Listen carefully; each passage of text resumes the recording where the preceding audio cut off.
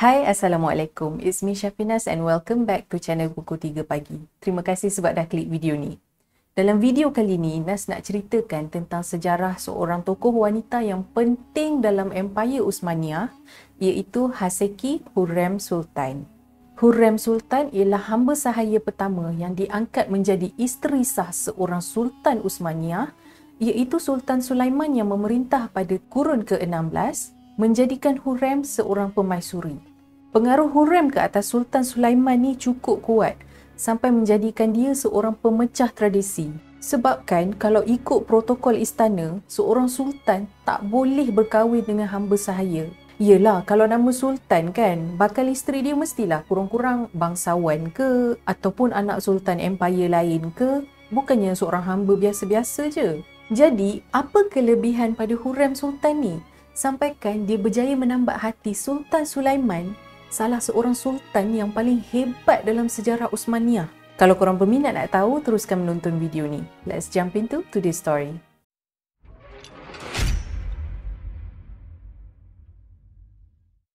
Hurrem lahir pada sekitar tahun 1500 ke 1506 dan ayah dia ialah seorang paderi Katolik. Nama asal Hurrem dipercayai sama ada Anastasia ataupun Alexandra. Selain tu, dia juga selalu dipanggil dengan nama Roxalena. Tak ada catatan sejarah yang jelas yang mana satu nama asal dia. Alexandra diculik oleh lanun dari kampung halaman dia, kemudian dia dibawa ke Istanbul dan akhirnya dia dijual ke Istana Topkapi sebagai hamba sahaya. Lepas dah masuk istana, Alexandra dengan hamba-hamba yang lain ni, mereka diberikan pendidikan, mereka diajar dengan bahasa Turki dan disiplin kehidupan di istana. Di istana, Alexandra tinggal di dalam harem. Harem ni ialah bahagian khas di dalam istana untuk kaum wanita, termasuklah ibu, adik-beradik perempuan dan anak perempuan sultan. Orang lelaki dilarang masuk ke kawasan harem, kecuali sultan, putera sultan dan hamba lelaki yang dah pun dikasih. Pada usia 17 tahun, Hurrem telah dipilih untuk menjadi gundik pada Sultan Sulaiman dan pilihan ini dibuat oleh ibu Sultan sendiri. Dia ni terpilih sebagai gundik kerana dia memiliki rupa paras yang cantik, kecerdasan akal dan kesihatan yang baik. Alexandra ni dikatakan mempunyai rambut yang berwarna perang kemerahan yang membuatkan dia kelihatan lagi special berbanding gundik-gundik lain. Kalau ada yang tak tahu, gundik ni ialah isteri tak rasmi dan tugas dia ialah untuk melahirkan anak bagi sultan. Dalam sistem perhambaan Islam, anak yang lahir antara tuan hamba lelaki dengan hamba perempuan, anak tu sah dinasabkan ke ayah dia. Dan pada kurun ke-16, Empayar Uthmaniyah masih menggunakan sistem perhambaan ni. Walaupun gundik-gundik ni ialah hamba sahaya, tapi mereka diberikan status dan penghormatan yang tinggi dalam istana, terutamanya kalau mereka berjaya melahirkan anak lelaki. Lepas Sultan Sulaiman kenal dengan Alexandra, dia terus jatuh cinta. Sultan memang sayang sangat dengan Alexandra. Sultan Sulaiman menukar nama Alexandra menjadi Hurrem yang membawa maksud yang selalu ceria, sesuai dengan pewatakan Hurrem ni yang memang periang. Hurrem dan Sultan Sulaiman sama-sama sukakan sastra dan puisi, dan hobi mereka yang sama ni membuatkan hubungan mereka bertambah erat. Sampaikan setiap kali Sultan Sulaiman keluar pergi berperang, mereka ni takkan lupa untuk berbalas puisi melalui surat, dan ada surat-surat mereka ni masih lagi survive sampai sekarang. Hubungan erat antara Sultan Sulaiman dengan Hurrem ni mula dicemburui oleh gundik-gundik lain, terutamanya seorang gundik yang bernama Mahidevran Hatun. Sebelum kehadiran Hurrem, Mahidevran ialah gundik kegemaran Sultan Sulaiman dan mereka mempunyai seorang anak yang bernama Putera Mustafa. Ada catatan dari seorang duta Venice yang pernah ke istana Topkapi, dia dengar yang Mahidevran ni sampai pernah pukul Hurrem sebab dia jealous. Tapi tak ada bukti sahih yang kejadian ni pernah berlaku. Mungkin ni cuma cerita dari mulut ke mulut.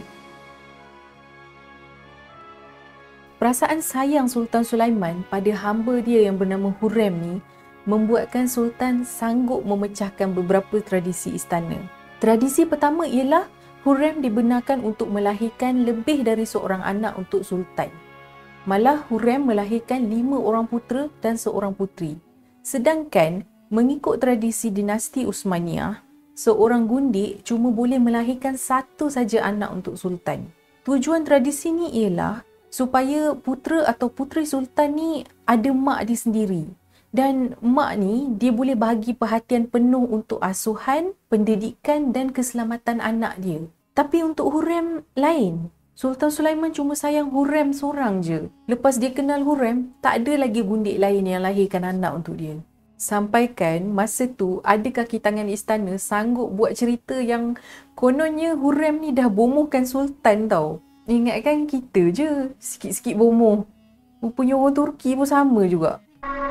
Sultan Sulaiman memecahkan satu lagi adat istana yang sebelum ni tak pernah dilanggar selama 300 tahun, iaitu apabila pada tahun 1553 Sultan Sulaiman memerdekakan Hurrem. Lepas tu Sultan Sulaiman telah bernikah dengan Hurrem Sultan, menjadikan Hurrem sebagai permaisuri Empayar Uthmaniyah. Majlis perkahwinan ni disambut secara besar-besaran di seluruh Istanbul. Perkahwinan ni mendapat tentangan dari para menteri dan penasihat sultan sebab mereka merasakan yang seorang hamba tak layak jadi isteri sultan. Tapi Sultan Sulaiman tetap dengan keputusan dia. Sultan Sulaiman ni dia pergi dapatkan nasihat dari ulama empire dan ulama tu bagi tahu dekat sultan tak ada masalah apa-apa untuk dia berkahwin dengan Hurrem. Sebab itulah sultan teruskan dengan perkahwinan ni. Selepas berkahwin, Hurrem dikurniakan gelaran Haseki Sultan, iaitu pangkat tertinggi di dalam harem. Kecerdasan akal Hurrem juga membuatkan Sultan Sulaiman percayakan Hurrem dalam urusan politik.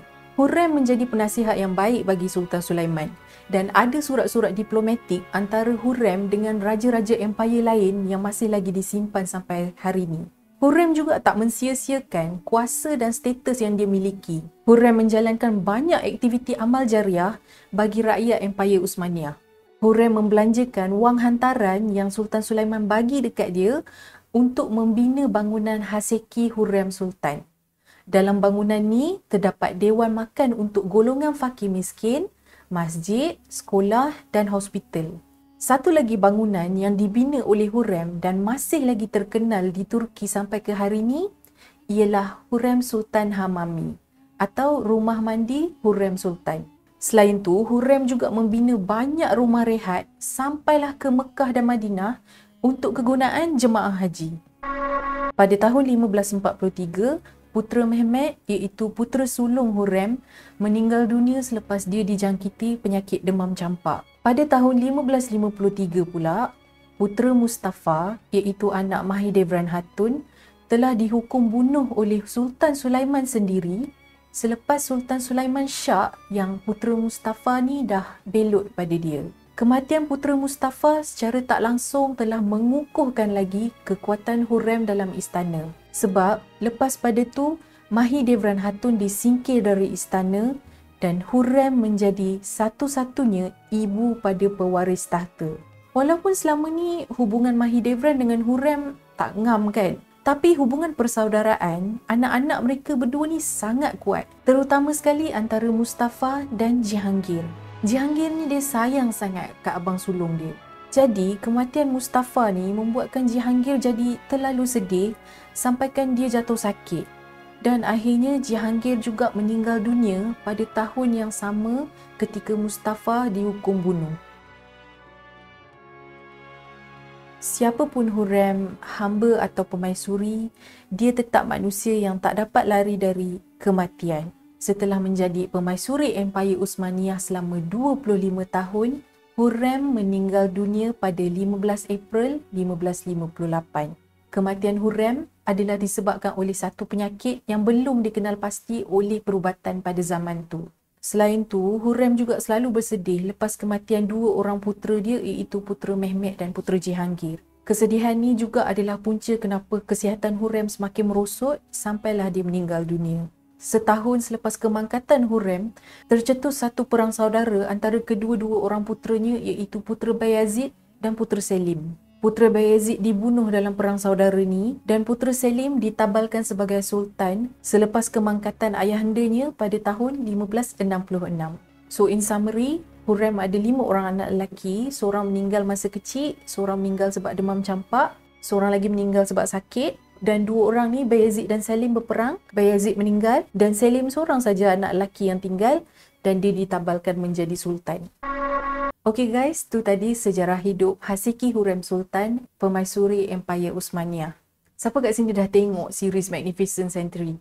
Cerita tu banyak tokoh tambah je kan. Maybe 40% je based on actual history. Yang lebih tu biasalah, drama TV kan. Tapi kalau korang suka dengan cerita pasal tokoh sejarah yang macam Nas ceritakan dalam video ni, komen dekat bawah korang nak Nas cerita pasal tokoh yang mana pula lepas ni. Terima kasih sebab dah menonton sampai setakat ni. Be kind, be safe and I will see you in my next video. Bye. Assalamualaikum.